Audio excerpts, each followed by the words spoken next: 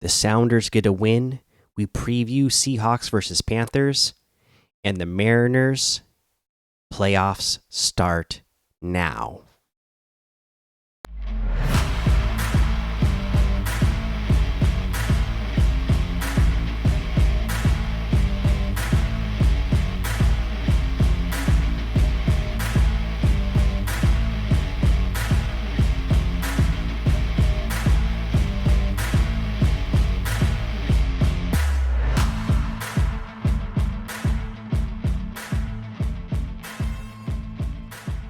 Welcome back to another episode of the Seattle Sports Show. I'm your host, Mikey, and let's get into the Mariners.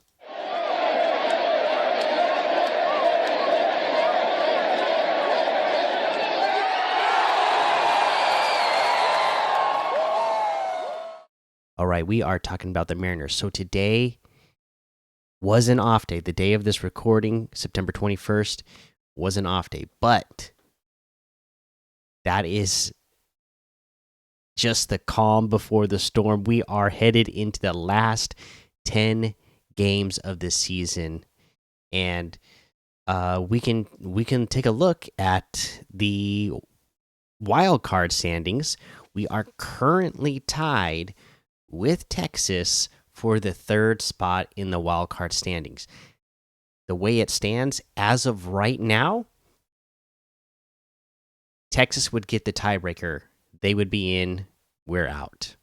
So thankfully, there's still 10 games left to go in this season. And they're huge games. This is the playoffs now. Scott Service said it himself. The playoffs starts Friday for the Mariners because they have to win to get in. Not only is it the last 10 games of the season and you are, fighting 3 other teams for a wild card or just a playoff spot in general. You're fighting Texas, you're fighting Toronto, you're fighting Houston. Not only are you fighting those teams, but you are facing 2 of those teams in all 10 of your next 10 games. So it's important that you win these games.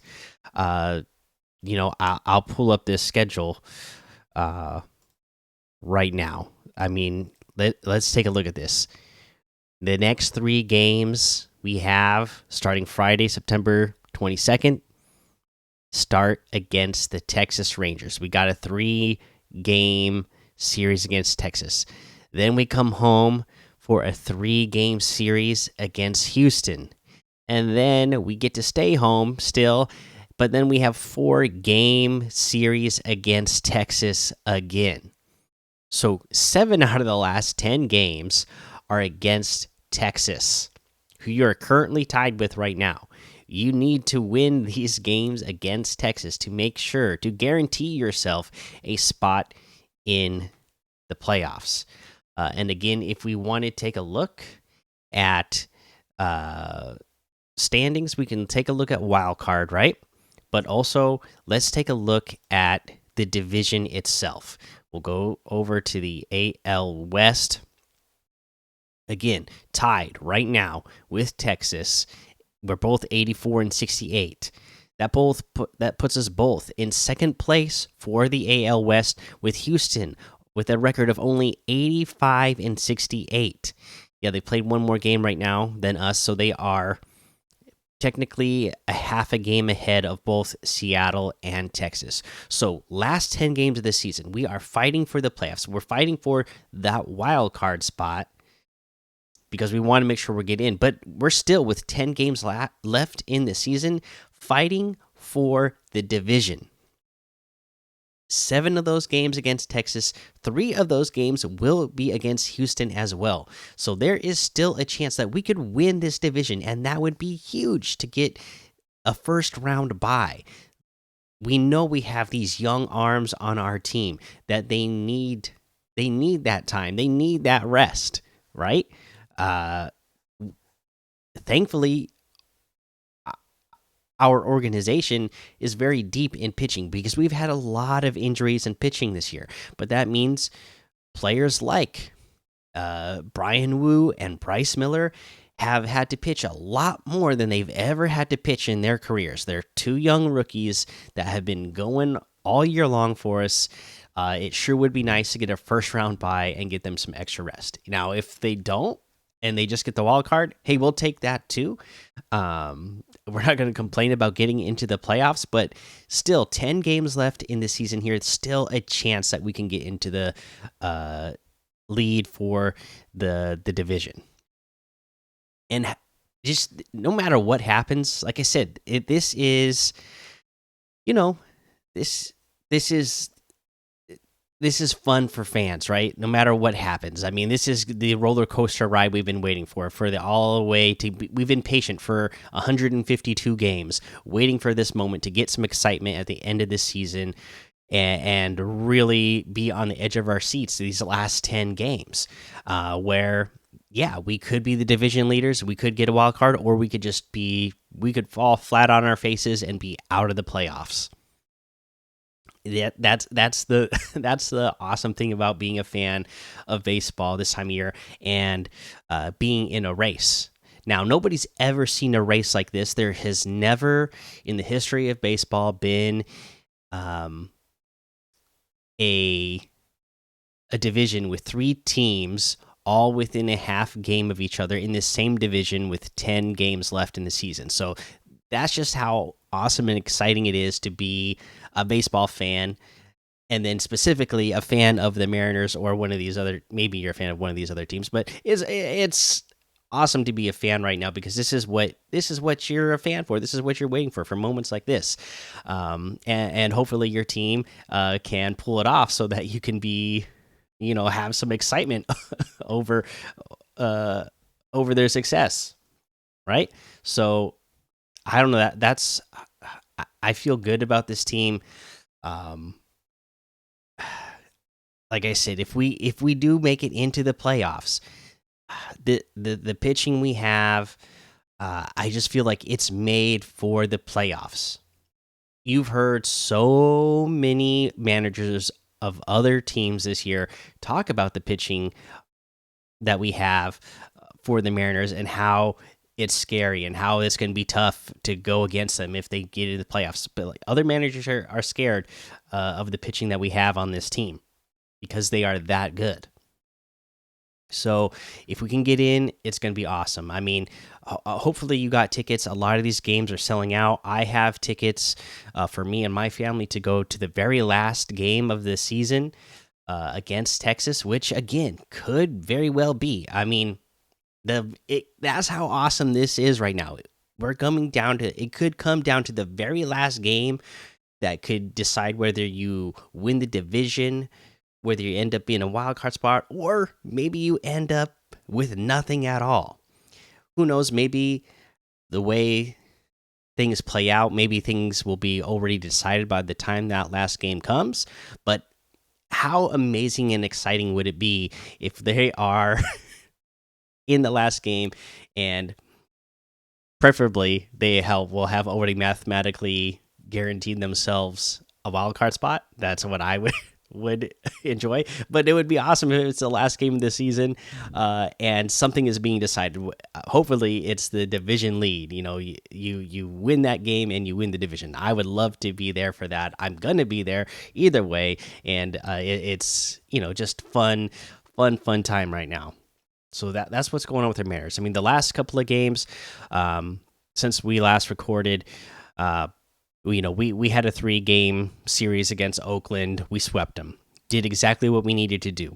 Yeah, I know you might not be impressed because it's Oakland and they are a horrible team this year, but hey, you know what? We went and did what we needed to do, took care of business, and that's what you needed to do going into the last 10 games of the season, because you couldn't afford to lose one of these games against Oakland heading into these last 10 games, because then that would have meant that you were a full game behind Texas, and you would have been a game and a half behind Houston. So you had to sweep. So they got that done. We saw the Bats coming alive. Yes, again, it's against Oakland, but hey, you have to start somewhere. We know September has not been August. August was that amazing month, record-setting month for a Mariners club, right? Most wins in a month. Now, September hasn't been as hot. So we needed that series to get right, help the Bats get back into a rhythm, and hopefully stay in rhythm for these last 10 games so we can get into the playoffs. We saw Caballero hit a huge 2-run homer in the first game against Oakland, but we also saw Kellenic getting some RBIs on singles, on doubles. We saw Cal Raleigh hitting finally. JP Crawford still coming up big. Julio with some homers. He got his 100th RBI on the season. It's been a really good series for the Mariners against Oakland. They won the first one 5-0, the second one 7-2, and the second one 6-3. Went and did what they exactly what they needed to do. They got their bats on track. They got a day off today. Hopefully now the pitching will be on track as well, and we can finish off the 10 games of the season and end up in the playoffs.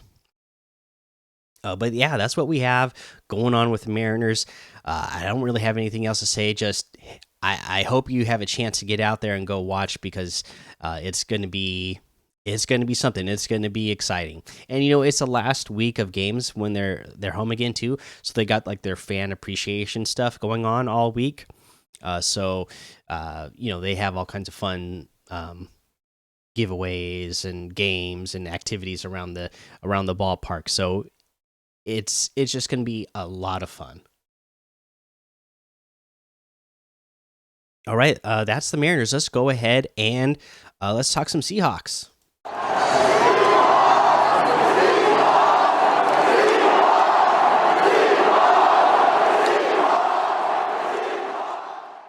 All right, and our next opponent is the Carolina Panthers on Sunday, 1:05 p.m.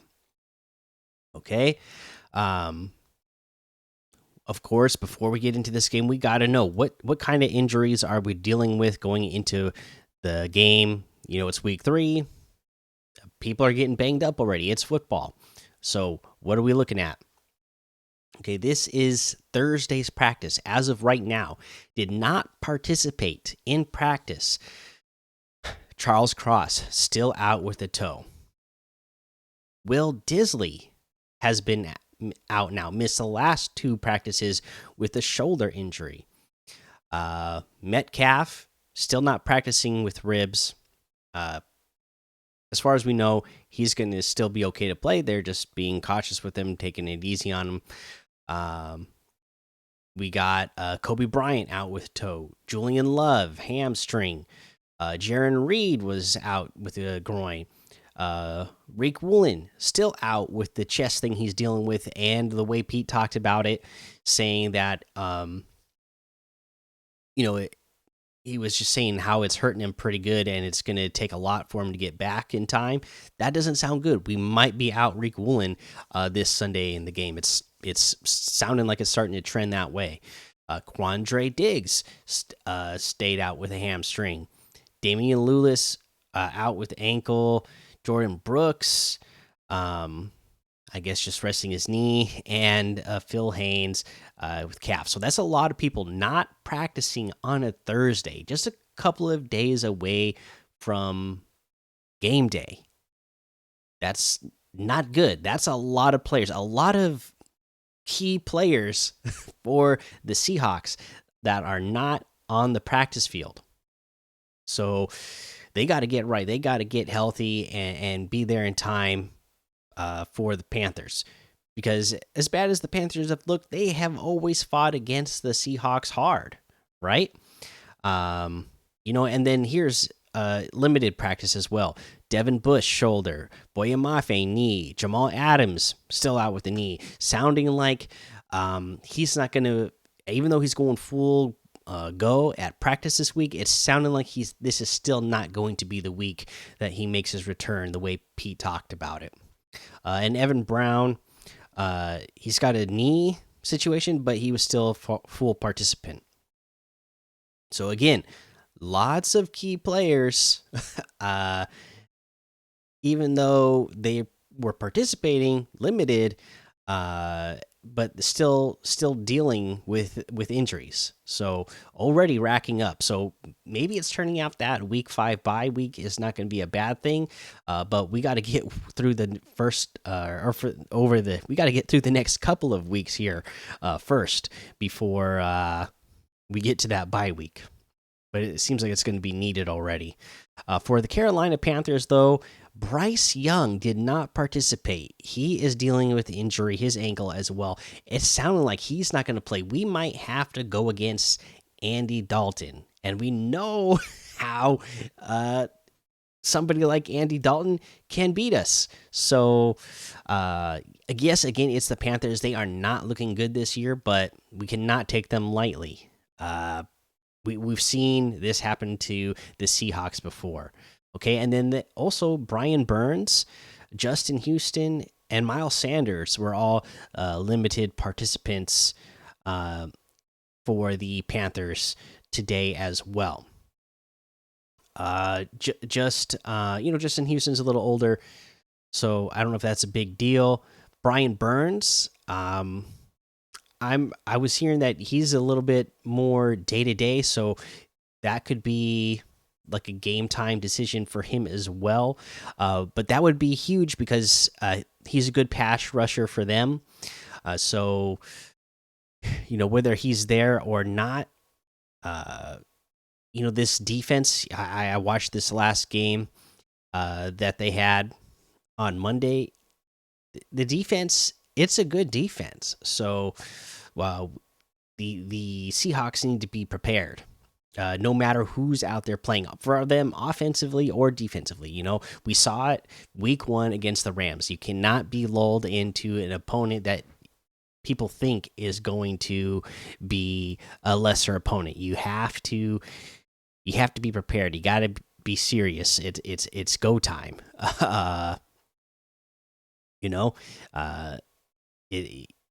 Every game in football is a must-win game, right? You can't be losing too many of them, especially to opponents that you are expected to beat. Now, with all those injuries that we have, we did move Artie Burns to the active roster. Tyreek Smith was released. Mike Morris, unfortunately, in his rookie year here, was moved to the IR with shoulder injury, and we signed Brady Russell, tight end, to the active roster. Now, we saw in this last game how all 3 of our tight ends were involved. So if Will Dissly is going to be out, Brady Russell will be able to come in here and be another big body, could maybe potentially get involved. But from what I understand of him, he is a good blocker as well, which we are going to need, especially since we have 2 tackles who are injured. You need that extra body out there who can help help your tackles block and at least be chipping those guys out there in the end at the very least, to make sure that your quarterback is going to be upright and healthy for the entire game and have time to make some throws. Now, like I said, this team, the Panthers, very good defensively. Offensively, they don't have a lot of weapons there, right? And then if Young is going to be out and Andy Dalton is going to be in, like I said, even though he can beat him, that is quite a downgrade. So we got to take advantage of it. This is a game I'm hoping to see the Seahawks just really dominate. We need to see the defensive line start to show that they can bring the pass rush, right? Draymond Jones, we want to hopefully see him show up even more. Wasn't much in the first game. Got to see a little bit more in the second game, and hopefully that just means that progression is going to keep going with his time here at the Seahawks. Hopefully, week 3 is another improvement in seeing his impact on the field. This should be, you know, again, the weapons that they have on the outside. It's nothing that has me too worried. So this should be another game, even with Reek ruling out. Trey Brown should be out there on coverage. Devin Witherspoon out there on coverage. Both of those guys should be locking him down. These are guys that, with the talent level that our corners have, we shouldn't be giving up a ton of yards through the air, especially with Andy Dalton. He's been moved to backup quarterback as his career now, right? So you can't have him coming in and looking like a starter, or setting personal records like we've seen the Seahawks do before, where a backup quarterback comes in and sets a personal record for themselves against us. We got to get after the quarterback, and they do have Miles Sanders. He was limited, but I think he's going to be fine. So this is another chance for us to prove that not only did the defensive line can we get pressure, but we need to prove for a third game in a row that teams cannot run on us. I saw that it's only like 2 point something yards that teams are averaging against us right now. We want to keep it that way. We want to send the message throughout the league that you can't run on us. That's not going to be, it's just not going to get done. It's not going to work out for you. Don't try it. And that's what we want, because again, the talent level that we have in the backfield, we want people attempting to throw on us so that we can knock down all those passes. We can get a chance for more interceptions. We have a lot of corners on our team with really good ball skills, so would love to get some pressure on the quarterback to get the timing off and give our corners just that much better of a chance to get some takeaways. All right, that is our little preview here of the Panthers versus Seahawks. I will give a prediction. Again, this needs to be a game for me that we dominate. I just don't see the talent level overall as a team for the Panthers. So, I'm not saying that we're going to score 50 points on them or anything, but we need to control this game. At the end of the day, I'll say that we win this game 27-10. Okay. But I want to go at the end of the game that it doesn't even feel like it was that close, right? I want to feel like, oh, well, it could have been 35-0, or it could have been 30-3, but they got some garbage time points or something, right?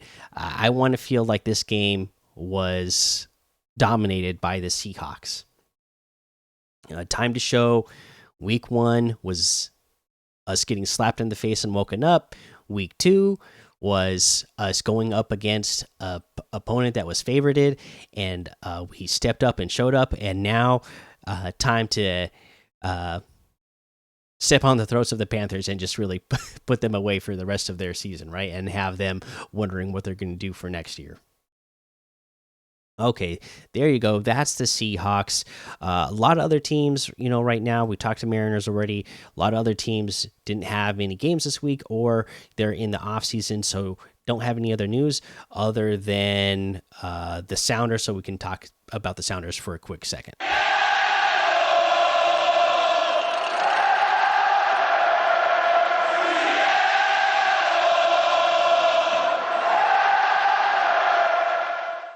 All right, now for the Seattle Sounders, the last game that they had was against Colorado Rapids. That was just yesterday, and they won 2-1. So that's really good. I found out yesterday that I had I didn't realize I thought so. I have Apple Plus TV, right? And which is great. I like it. I love it.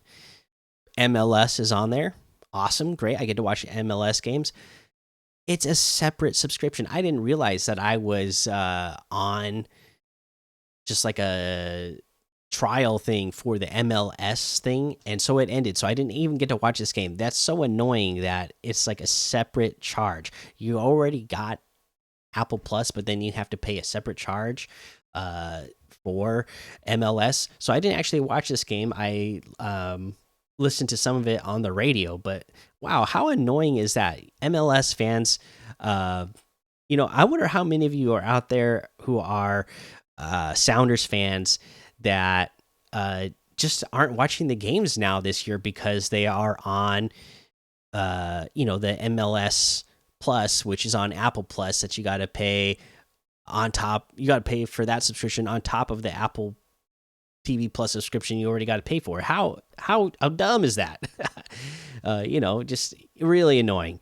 But I guess going forward, I'm gonna do my best to just at least listen to these games on the radio. But yeah, that's just how annoying is that uh,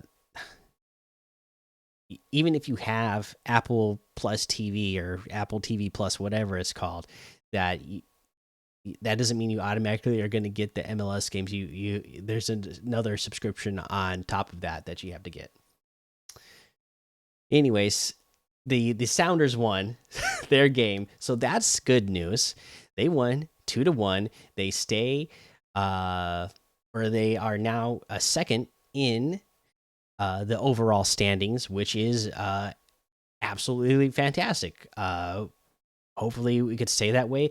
We're kind of been in a fight going back and forth with LA, so yeah, hopefully we can keep it up. Stay in second. St. Louis is 5 points ahead of us, so I don't think the way we've been playing we're going to catch them. So we got just 1, 2, 3, 4 matches left, so hopefully stay in second and have a premium spot there in the playoffs. So there you go. There's the Sounders, and there's the show. Like I said, since the last episode, Rain haven't had a game. Obviously, Sea Dragons, Storm, Kraken, they're all still in off season, and nothing's really going on with those situations right now. So, thank you again for listening to the Seattle Sports Show. Please, if you're watching on YouTube, put it in the comments. What's your prediction for Seahawks versus Panthers? What do you think the score is going to be at the end of the day? And the Mariners, what do you think? 10 games left. You got 3 choices. Put it in the comments. Are we going to win the division? Are we going to get the wild card? Or are we going to be out? I want to know how you're feeling about it. All right. Let me know. That being said, letting me know the Discord. Okay, I almost have that finished being set up. I should have that ready by Sunday, I believe. I'm going to have it ready by the next not Mariners, the next Seahawks game. So I'll have that up and running, and then hopefully we'll get people join in, and we can hang out after the Seahawks game and hopefully celebrate another win. All right, this has been the Seattle Sports Show, where we love Seattle professional sports. Until next time, thank you for listening to the Seattle Sports Show, where we watch legends awakened and breathe fire. So take cover, because with a sea of sound, you will see us rise to reign supreme and win forever.